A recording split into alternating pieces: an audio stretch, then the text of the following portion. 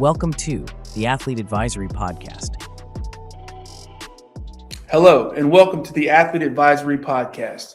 My name is Justin Brashear, and I've spent my life in the dirt, from catching at Ole Miss to playing professionally with the Arizona Diamondbacks organization. I know what it's like to chase a dream, and I know how it feels when the business of sport goes too fast, even faster than the game itself.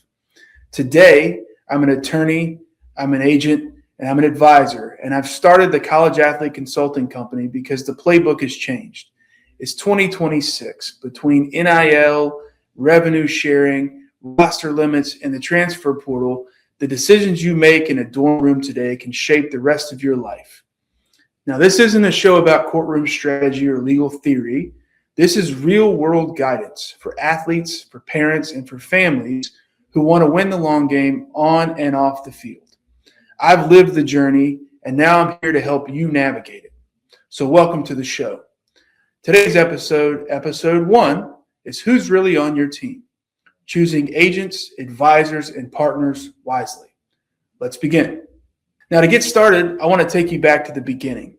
When I came up playing, I grew up in a town where baseball is the most important thing that's happened here in a long, long time. I played for legendary coaches. I won a lot of games, and I won a lot of championships. And along the way, I learned a few things.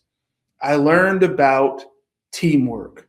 I learned about the value of communication. And I learned that there is a business that goes on outside of the game and outside of the lines.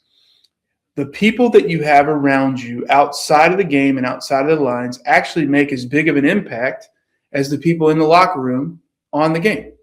And I say that because it's easy to get caught up, especially in today's world, in all the hype and all the nonsense that goes on around you, from the number of stars you have in a recruiting process, or the number of offers that you have in front of you between different schools, or what brand deals you're working on today. But the main thing that people need to understand is that as an athlete, you have to keep the main thing the main thing. You have to play the game, and you have to continue to perform on the field so that you can have something to talk about off the field. And the most important thing in the process for an athlete is to find people on their team outside of the lines that help them to stay focused inside, stay focused on getting better, stay focused on winning, and stay focused on becoming the best version of themselves as an athlete. When I was playing, we didn't have the transfer portal and we didn't have NIL. What we had was a team of people that were there and working together toward a common goal. I still think that idea and that concept is alive today in college sports. It just looks a little different. Now, as I said before, this is not a theoretical show. This is real world guidance. And that guidance comes from a life that I've lived and I've experienced both personally as a player, professionally as an attorney, and professionally as an agent. I've seen countless players go through ups and downs in their careers, achieving wonderful things and suffering massive setbacks. The one thing that remains constant through those people that continue to have success is that they have a good team of people around them on the field, and even more so off the field. Sometimes those people can be family members. Sometimes those people can be church, community members. Sometimes those people can be professionals. And in any case, the most important thing and the most common thread amongst them is that the people that they surround themselves with are all on the same page. You're all helping the athlete pull in the same direction to try to get them to the next level. Now, with that, there comes the opportunity for exploitation. And I'll tell you a story. Back when I was coming up, I was a blue chip prospect. I could have played at any college that I wanted to. I was a draft prospect. I was a highly rated player. I was All-American. I had a lot of opportunities that a lot of people don't have. During the process of my growth as a player, I got to a point where I was a highly draftable player. I was a highly rated draft prospect, and I was a highly rated college prospect. I had opportunities across the country. And during that process, I hired an agent. I hired the agent hoping that I would have some advice and some guidance along the way to help my career. What I found out was that when the time came, the agent that I had hired was making decisions for me and or telling me advice that was in that agent's best interest. That was a very hard lesson to learn at 18 years old on a dorm room floor when you had to figure out if you were going to go to college or you were going to go sign a professional contract and go to chase your lifelong goals. For me, in that moment, I realized that not everybody who was trying to be a part of what I was building was actually in it for me. And that largely is the basis of what I'm doing today. Now, contrast that with the agent that I ended up signing with when I signed professionally. That agent, unbeknownst to me, had all of my college paid for, had additional money set aside for bonuses and various things in the contract, and did a really, really good job for me. But even more so, that agent was there for me as a person. That agent was there for me at my highest points in my life. He was at my wedding. He was there for me when I got released at the lowest points. He gave me additional opportunity even after I was done playing, and I'll never forget that. And that largely forms the reason and the basis for what I'm doing today. Now, in today's world, especially in college sports, it's a gold rush. You have this revenue sharing model, you have this house settlement that's come through, and people see, dollar signs. You need to be careful vetting the people that you let into your circle. You want to make sure that they are professional. You want to make sure they're educated, they're licensed, they're certified, they're insured, whatever it is. But make sure that they have your best interest at heart. Okay? Now, it's a lot easier said than done because the people that do this kind of work sometimes can be really, really smooth talkers. And you want to make sure that you ask the right questions and you understand where the value actually lies. To get started, my first question for you is, why do you need an agent? What is it that you're doing that you need someone to advocate for you? Okay. Now, the other question is, are you trying to be a player who needs an agent to navigate the roster status and negotiate the revenue sharing piece? Or are you someone that's looking for an agent that's going to go out and help you build a marketing brand? Because they are two different people a lot of times.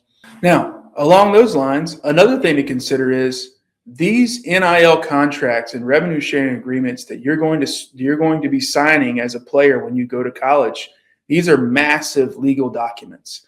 Now, I'm not saying that every agent needs to be an attorney, but I'm telling you that every agent needs to have access to an attorney so that you can make sure the documents are properly reviewed and properly negotiated before you sign them.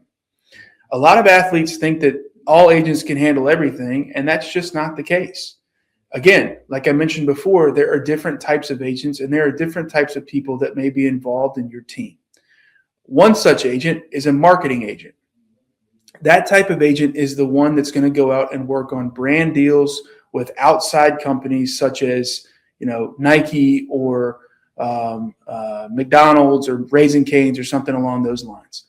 The other type of agent is a contract agent, someone that's going to negotiate with the personnel department, the general manager, someone that's involved with putting the roster together, and they're going to negotiate the revenue sharing contract with the school on your behalf, whether that's in the recruiting process in high school or if that's going to be in the transfer portal as you get out.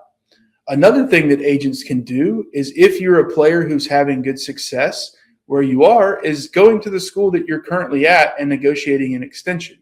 It's actually my favorite kind of thing to do.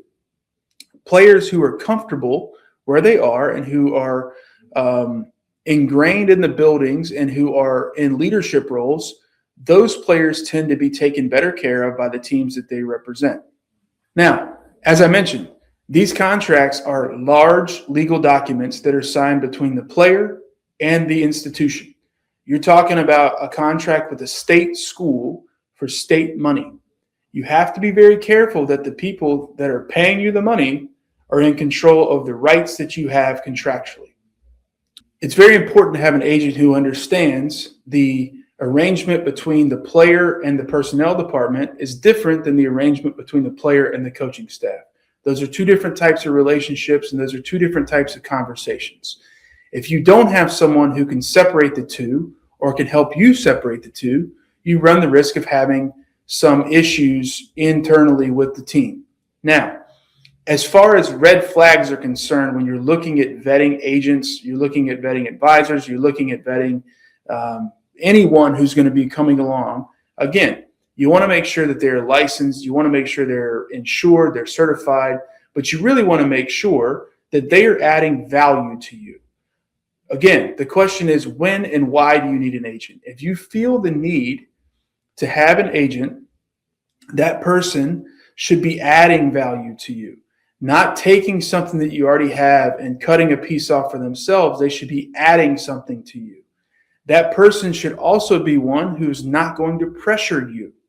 Anytime you feel pressure from an agent, that is a major red flag. That agent is signifying to you, without saying anything, that you are nothing more than an asset to them, and they are going to utilize your skill set for their benefit.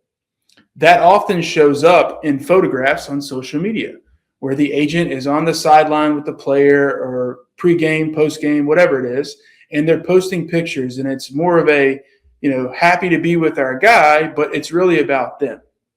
If you are a player in that circumstance and you feel like you've signed with the wrong person, you're fully capable of breaking that contract. A lot of times these agreements have language in them that will dictate the terms of separation.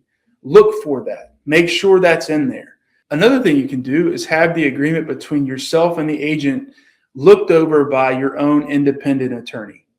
A lot of times an agent, whether they're an attorney or not, will put language in the agreement that benefits them. If you have your own independent counsel, they can work through that document together and make the language a lot better for you as a player. Now, often people don't realize that they're entitled to insurance coverages in certain circumstances. Hiring an insurance agent or having someone look over your platform and portfolio as an athlete is something that I do advise very strongly. In fact, in certain circumstances, we have insurance that's included in a lot of our agreements with the schools on behalf of the players. Added benefit, added protection, it's a no-brainer. Now, many of you who are going to go play in college are going to be exposed to an agent or an advisor at some point in your career. And if you learn nothing else from today, I want you to learn this one thing. There is a line between career advice and someone pushing you into making a move just to benefit them. If someone comes to you and says, hey, there are opportunities out there that we think you can explore, and they bring you those opportunities with clarity and with precise conversation, that may be something to explore. However, if someone comes in and they have nothing but confusion or nothing but pressure, again, it may be a sign that you need to be careful and you need to get a second opinion on that. Thank you for listening to the Athlete Advisory Podcast. In the fast-moving world of sports in 2026 and beyond, your talent gets you the deal, but the right team helps you keep it. If this episode helped you, please like, share, and subscribe to help us reach more athletes and their families. For practical, real-world guidance on your NIL deals, career planning, and other advice, head on over to collegeathleteconsulting.com. We'll see you next time. Thanks for watching. Be sure to hit that like and subscribe button and leave us a review in the comments.